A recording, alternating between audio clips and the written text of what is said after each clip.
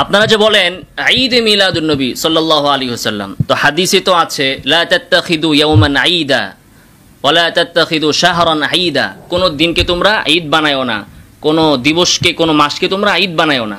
ঠিক আছে, তাহলে আমরা কিভাবে নিজের পক্ষ থেকে এই ঈদে মিলাদুন নবী একটা নিজের পক্ষ থেকে ঈদ বানাবো? আচ্ছা, আপনার প্রশ্ন শেষ হয়েছে? জি। এখন প্রথমত আমাদের জানতে হবে ঈদ কত প্রকার। এটা তো কোনো প্রকার বলে নাই, হাদিসে তো বলছে লা তাত্তাখিদু ইয়াওমান ঈদা, কোন দিনকে তোমরা ঈদ বানায়ও না, ঈদ হিসাবে গ্রহণ করো না, কোন প্রকারের কথা তো বলে নাই। জুমার দিন, আচ্ছা জুমার দিন কেন ঈদ? এটা নবী বানাইছে, এটা কি আপনি বানাইছেন? জুমার দিন ঈদ কি আমি বানাইছি? আব্বাস সাহেব বানাইছে না সোরসিন আল্লাহ বানাইছে? নবী বানাইছে। নবী বলছে তোমরা বানায়ও না, আল্লাহ তো বানাবেন, নবী তো বানাবে, কে বানাবে তাহলে? জুমার দিনকে তো নবী বানাইছে, আপনি কেন নিজের পক্ষ থেকে একটা দিনকে বানাবেন? নবী জুমার দিনকে বানাইছেন, নবী আপনার ঈদুল ফিতর বানাইছেন, ঈদুল আজহা বানাইছেন, আইয়ামুত তাশরিক, আরাফাত দিবস, এগুলোকে নবী ঈদ বানাইছে, ঠিক না? কিন্তু নবী তো পরে আমাদেরকে বলছে যে তোমরা বানাবা না ঈদ, কোন দিনকে তোমরা ঈদ বানাবা না, কোন মাসকে তোমরা ঈদ বানাবা না, তো কেন আপনি বানাবেন? আপনার কথা ঠিক আছে, আমি আমার কথা শুনেন। জি। এই যে ঈদে মিলাদুন নবী, রাসূলুল্লাহ সাল্লাল্লাহু আলাইহি ওয়াসাল্লামের জন্মে খুশি, সারা পৃথিবীর মানুষ খুশি, আকাশ জাহান। এখন এই খুশি শব্দের আরবি কি?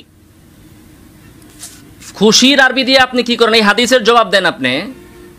ঈদ বানাইতে আমি আপনাকে বলি খুশির আরবি কি? আরে বাবারে, খুশির আরবি যাই হোক, খুশির আরবি কি ঈদ নাকি? না না, আপনি যাই হোক বলেন। যাই হোক বলেন খুশির আরবি কি? তা নবী জানতো না খুশির আরবি কি? তো নবী জানার পরও কেন বলল লা তাত্তাখিদু ইয়াওমান ঈদা? আপনি বলেন। খুশির আরবি নবী জানতো কি না? খুশির আরবি নবী জানতো কি না? আপনি বলেন। খুশির আরবি হচ্ছে সুরুর, ফারহা, সুরুর, সুরুর। আপনি বলেন। খুশির আরবি সুরুর, ফারহাতুন। আচ্ছা, ঈদ শব্দের অর্থ কি? আপনি এত কথা পেঁচান কেন? আপনি নবী কি জানতো কিনা ঈদ শব্দের অর্থ কি? নবী জানতো? বলতেছি কি আপনি? আরে আপনি কথার উত্তর দেন। নবী কি ঈদ মানে কি জানতো? তো নবী কেন বললো জানার পরে লা তাত্তাখিদু ইয়াওমান ঈদা? আপনি বলেন ঈদ শব্দের অর্থ কি? আপনি বলেন। আপনি না উত্তর দিবেন, আমি কেন উত্তর দিব আপনার? আমি আপনাকে হাদিস দিচ্ছি, আপনি ব্যাখ্যা দেন হাদিসের ঈদ শব্দের অর্থ কি? আপনার সব উত্তর দিব আমি। দেন, হাদিসের ব্যাখ্যা দেন। ঈদ শব্দ আপনি দেন, প্রশ্ন করবেন না। আপনি আমার উল্টা জিজ্ঞাসা কেন খুশি অর্থ কি, ঈদ অর্থ কি? আপনি উত্তর দেন, উত্তর দিয়ে শেষ করেন আগে। বলেন ঈদ শব্দের অর্থ কি বলেন। লা তাত্তাখিদু ইয়াওমান ঈদা, নবী বলতেছে কোন দিনকে তোমরা ঈদ বানাবে না। আপনি বলতেছেন ঈদ শব্দের অর্থ এইটা ওইটা ওইটা, তো নবী তো সবের শব্দের অর্থ আপনার থেকে বেশি জানেন না, বলতেছে যে ঈদ বানানো যাবে না, তো আপনি কেন ঈদ বানান? ঈদ শব্দের অর্থ আপনি যাই বানান না কেন, যেটাই হোক না কেন, নবী বলতেছে, নবী কি অর্থ জানতো কি জানতো না? নাকি নবী বলে গেছে যে ঈদ শব্দের একটা অর্থ আমি জানি না, ওইটা 1450 বছর পরে এসে সরসিনাওয়ালারা জানবে, তখন তাদের জন্য একটা ঈদ বের করার সুযোগ আছে। নবী কি এটা বলছে হাদিসে? আপনি যদি প্রিয় দর্শক, এক মুখে দুই রকম বাণী, এটাই তো হলো মুনাফিকের চরিত্র। রাকিব সাহেব কলে ডিবেটকারী, আপনারা জানেন, ভিডিও কলে মিলাদুন নবী সুন্নি পর্যায়ের লোকদের সঙ্গে ডিবেট করে থাকেন, তর্ক বিতর্ক করে থাকেন। তো তিনি এক মুখে দুই রকম বাণী উল্লেখ করেছেন। তিনি বলতেছেন যে কোনো বিষয়কে, যে কোনো খুশিকে ঈদ বানানো যাবে না, লা তাত্তাখিদু ইয়াওমান ঈদা, কখনোই তোমরা ঈদ বানাবে না। তো তিনি আবার তার আরেক মুখে এই মুখটা দিয়েই আবার যে কোনো ঈদ খুশির দিনকে, জুমার দিনকে, আপনার যে কোনো খুশিতে ঈদের দিন বলতেছেন। এই ভিডিওতে আপনারা শুনবেন, এই জন্য আজকের এই ভিডিওটি আপলোড করা। এই জন্য তাকে সুন্নিরা বলতেছে মুনাফিকি চরিত্র, মুনাফিকি আলামত। সেরকমভাবে বাহাস করতে মোবাইলে আসে, কিন্তু অফলাইনে যখন বলে অফলাইনে বাহাস করতে আসে না, যখন অফলাইনে বলে তখন অনলাইনে আসে না। তো এরকমভাবে মুনাফিকি আলামত, মুনাফিকি চরিত্র নাকি তার উপরে ফুটে এসেছে। আজকের এই সম্পূর্ণ ভিডিওটি দেখলে দেখবেন যে সে এক কথায় বলতেছে ঈদ বানানো যাবে না, আবার পরের ধাপে সে বলতেছে, পরের অবস্থায় বলতেছে ঈদ বানানো যাবে। এটা প্রমাণ আছে, প্রমাণ দেওয়া যায়, সে নিজেই প্রমাণ দিতেছে। তো আজকের এই ভিডিওটি দেখে আপনারা রাকিব সাহেব বিজ্ঞ একজন আলেমে দ্বীন, আর সুন্নি পর্যায়ের আলেমরাও বিজ্ঞ আলেমে দ্বীন, তাদের সম্পর্কে আপনারা অবশ্যই কমেন্টে জানাবেন। তো দর্শক, মানুষ এতে করে বিভ্রান্তর মধ্যে পড়ে যায় যে এক সময় বলতেছেন ঈদ যে কোনো খুশিকে বানানো যাবে, আরেক সময় বলতেছেন ঈদ কখনো বানানো যাবে না। দুইটা ঈদ ছাড়া শরীয়তের মধ্যে আর কোনো ঈদ নাই, তাহলে আমজনতা যাবে কোথায়? আপনার মতামত পরের ধাপের যে ভিডিওটি আছে ওইখানে সে বলতেছে ঈদ প্রত্যেকটা খুশিতে আপনারা ঈদ বানাতে পারবেন, তা সে প্রমাণ দিয়ে রেজাউল করিম আবরার সাহেবকে পর্যন্ত এখানে টেনে নিয়ে আসছে। তো চলুন আমরা পরের ধাপের আলোচনাটা শুনতে থাকি, তিনি কি বলতেছেন। রাসূল সাল্লাল্লাহু আলাইহি সাল্লামের জন্মে ঈদের মতো খুশি হয়ে থাকেন, তা আপনি বলতে পারেন যে 12 রবিউল আউয়াল রাসূলের জন্মদিন আমাদের জন্য ঈদের দিন, বলেন, মুখে বলেন, বলতে সমস্যা নাই। সাহাবায়ে কেরাম যদিও কেউ বলে নাই, তারপরও আমরা বলবো না এটা বেদাত, বলাটা বেদাত না, ঠিক আছে। আপনি কোনো দিনকে ঈদ বলতে পারেন, এটা শরীয়তের দৃষ্টিতে আপত্তিকর নয়।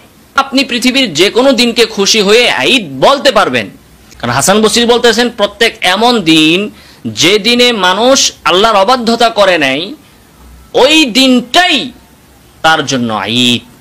তাহলে আল্লাহওয়ালাদের জন্য, বুজুর্গানের দিনের জন্য প্রত্যেকটা দিনকে তিনি ঈদ বলছেন, ঈদ বলেছেন।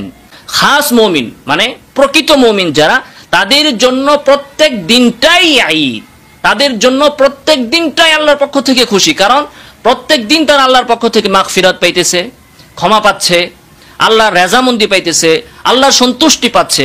তো যারা খাস, যারা প্রকৃত মুমিন, তারা তো প্রত্যেক দিন প্রত্যেক মুহূর্তে আল্লাহ সন্তুষ্টি পাচ্ছে, তো প্রত্যেক মুহূর্তেই তাদের জন্য ঈদ। ইবনে রজব হাম্বলি, হ্যাঁ, তিনিও কিন্তু প্রত্যেকটা দিন যেদিন গুনাহ হয় না ওই দিনটাকে মুমিনের জন্য তিনি ঈদ বললেন। হাসান বসরি বললেন। তো ঈদ শব্দের ব্যবহার ঈদের বাহিরে, এটা আমরা কিয়াস থেকেও পেলাম, সালাফদের যুক্তির আলোকেও পেলাম। এবার আসুন ইজমা থেকে আমরা ইজমা দেখি। আমরা দেখলাম যে হাসান বসরি তিনি ঈদ বলেছেন, ইবনে রজব হাম্বলি তিনি বলেছেন, কিন্তু পৃথিবীতে কোনো আলিম বলেন নাই যে কোনো দিনকে এভাবে তাশবিহান, উপমা স্বরূপ ঈদ বলা, শুধু বলাটা এটা গুনাহের কাজ, বেদাত, এটা কেউ বলেন নাই। অতএব এখানে ইজমাই সুকুতি আছে। যদি কেউ বলে থাকে আপনি দেখান যে অমুক আলেম বলেছেন যে এভাবে কোনো দিনকে ঈদ বলা এটা যাবে না। এরপরে আসুন হাদিস। এবার আমরা হাদিস থেকে প্রমাণ করব। হাদিসে কি আছে? মুসান্নাফে আব্দুর রাজ্জাক হাদিস নং 7853 নং হাদিস। সেখানে রাসূলুল্লাহ সাল্লাল্লাহু আলাইহি ওয়াসাল্লাম বলতেছেন যে লা তাত্তাখিদু শাহরান ঈদা ওয়া লা তাত্তাখিদু ইয়াওমান ঈদা। এখানে এটা বলেন নাই যে কোনো দিনকে ঈদ বলা যাবে না, অতএব ঈদ বলা যেতে পারে, ঈদ বলাতে কোনো নিষেধাজ্ঞা নাই। তাহলে কোনো দিনকে ঈদ বলা যাবে। রাসূল বলতেছেন কোনো দিনকে ঈদ বানানো যাবে না, তো মাফহুমে মুখালিফ, ঈদ বলা যাবে। কোনো দিনকে ঈদ বলা যাবে কি যাবে না, এই বিষয়ে হাদিস চুপ। তাহলে বলে যে তাহলে এটা আসলের উপর থাকবে। এখন হাদিসে বলা হচ্ছে ঈদ বানায়ও না, ঈদ বলা যাবে কিনা হাদিস চুপ, অতএব এটা তার আসলের উপর আছে। আর ওয়াল আসলু ফিল আশিয়া আল ইবাহা, প্রত্যেকটা জিনিসের আসল হচ্ছে এটা বৈধ, অতএব যে কোনো দিনকে ঈদ বলা যেতে পারে, এটা বৈধ, কারণ অবৈধ হওয়ার কোনো দলিল আমাদের কাছে নাই। এখন কোনো দিনকে তোমরা ঈদ বইলো না, এই কথা রাসূল বলেন নাই, রাসূল চুপ, তাহলে এটা আফিয়া। ওমা সাকাতা আনহু ফাহুয়া আফিয়া, যে ব্যাপারে কোরআন সুন্নাহ চুপ, ওইটা হচ্ছে তাদের পক্ষ থেকে ছাড়, আল্লাহ এবং তার রাসূলের পক্ষ থেকে ছাড়। ফাকবালু আফিয়াতাহু, অতএব সেই ছাড়কে তোমরা গ্রহণ করো, করে খুশির দিনকে ঈদ বলো, কোনো সমস্যা নাই। তো যে রেজাউল করিম আপনার সাহেব নাকি বলছে যে আপনি 100 দিনকে না কত দিনকে আপনি ঈদ বলেন। হ্যাঁ, এই যে এখান থেকে ফাকবালু মিনাল্লাহি আফিয়া, আল্লাহ ছাড় দিয়েছেন বলার জন্য বলো, তোমার খুশির দিনকে তুমি ঈদ বলো। কেউ কেউ বলেছেন যে জুমার দিনকে রাসূলুল্লাহ সাল্লাল্লাহু আলাইহি ওয়াসাল্লাম তাশবিহান ঈদ বলেছেন, উপমা স্বরূপ ঈদ বলেছেন। আসলে এটা ঈদ না, কিন্তু উপমা স্বরূপ বলেছেন। তো অতএব এই হাদিসের উপর কিয়াস করে আপনি কোনো একটা দিনকে ঈদ বলতে পারেন, আপনি এটার উপর আপনার খুশির দিনকে কিয়াস করতে পারেন। বলে যে কিয়াস আপনি কোথা থেকে করবেন? আগে কেউ কেউ এরকম করছে, দেখলেনই তো করছে, হাসান বসরি করছে, তারপরে ইবনে রজব হাম্বলি করেছেন, ওনারা ঈদ শব্দের ব্যবহার করেছেন, তো আপনিও করতে পারেন। তো কোরআন বলতেছে যে কোনো একটা দিনকে ঈদের দিনের সাথে তাসবিহ দেওয়া যায়। এই মাসআলায় কোনো খুশির দিনকে ঈদ বলে আমাদের আকাবিররা ভুল করেন নাই।